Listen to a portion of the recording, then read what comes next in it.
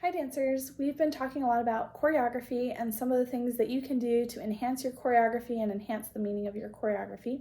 Today we're going to be talking about focus and the ways we can use focus to enhance meaning and to enhance the experience for your audience members.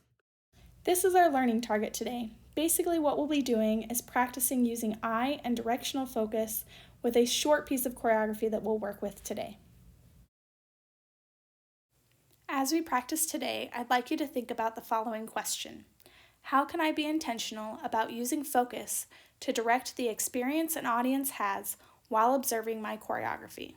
Focus can be really important in choreography because it directs your audience's attention where you want it to go. There are a few different ways that we use focus in choreography to direct that attention. Sometimes we direct attention by the direction that we're standing, the direction we're facing, where our eyes are looking, what direction a movement is happening in or where it travels to, and where we draw attention to with our movement. I'd like you to create a short 15-second movement sequence that we'll use to play with focus in this lesson. Be sure to use an underlying emotion or motivation. This will make it easier to make decisions about focus later on. Also include movement that has multiple different body parts for variety, and movement that is both axial and locomotor. That's movements that stay in place and movements that travel through the space. Make sure that you practice your sequence so that you're really comfortable with it.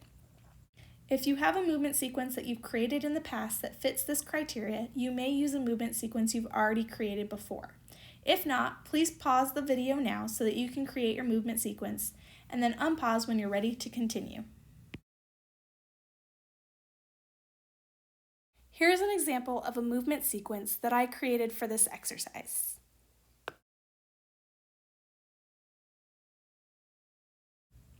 I'd like you to pause the video again to play around with directional facing in your sequence. Make sure that you play with multiple parts of your sequence to figure out what works best. Change at least one directional facing in your sequence and then practice this new sequence development.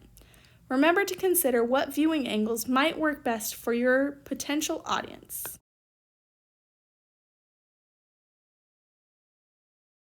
For my sequence, I changed the directional facing of the beginning to face front so that you can see the smile and the happiness right away.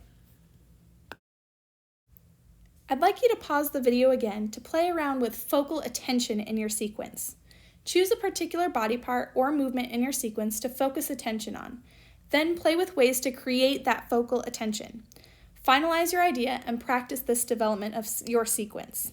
Some things to think about to create focal attention are cutting out distractions from your focal point, changing the size, changing the location, or directing visual focus to that area.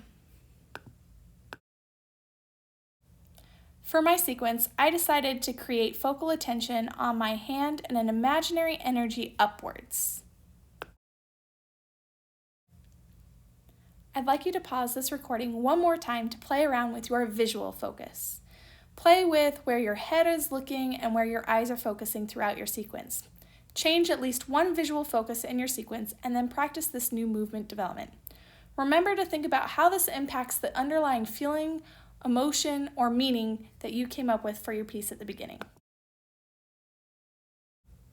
For my sequence, I added some visual focus towards the audience to help draw them into the dance. Now that you've had a few chances to practice using focus in your sequence, I'd like you to do a little bit more reading about focus and look at a couple of video examples, then answer some questions for this week's discussion board. The links to the reading, the videos, and the questions can be found by scanning the QR code or following this link. If you have any questions, please don't hesitate to reach out to me and I'd be happy to help you.